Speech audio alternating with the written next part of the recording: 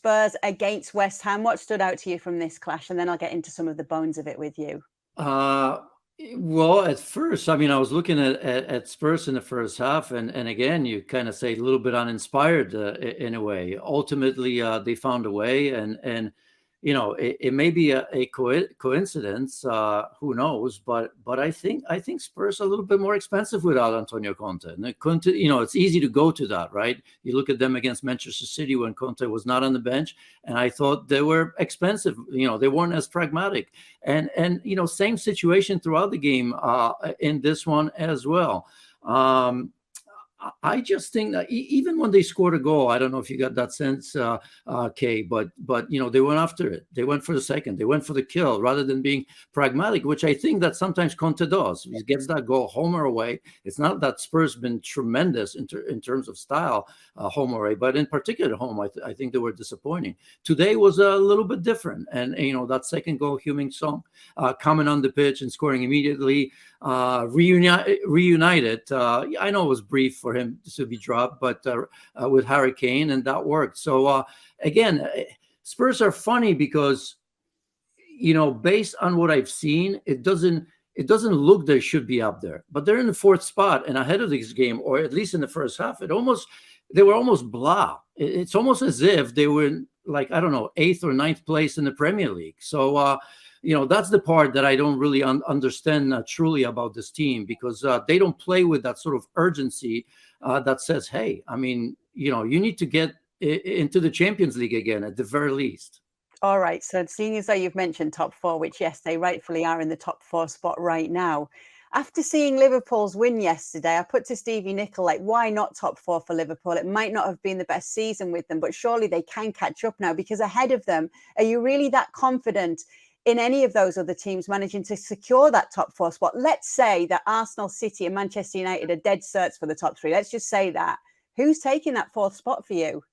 Well, at least there's hope with Liverpool now. I mean, just a couple of weeks ago, there wasn't any. I mean, Van Dijk obviously coming back. I didn't see exactly with Darwin Núñez and his shoulder, right? I mean, I don't know exactly if he's going to be missing or not, just as he's starting to play well.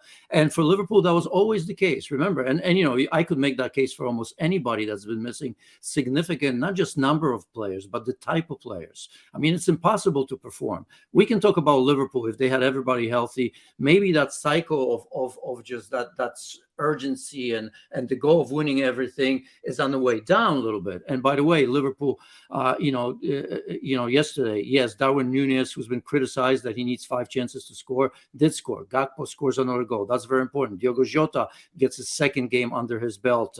That's very important. Van Dijk coming back. And you see the results. That's not a coincidence that Liverpool all of a sudden started to look a little bit better and got 2 wins. You get key players back, that's what's going to happen, because those players are great players, and we've seen that before. This shouldn't be a surprise to anybody. But I do still think that Liverpool has to continue to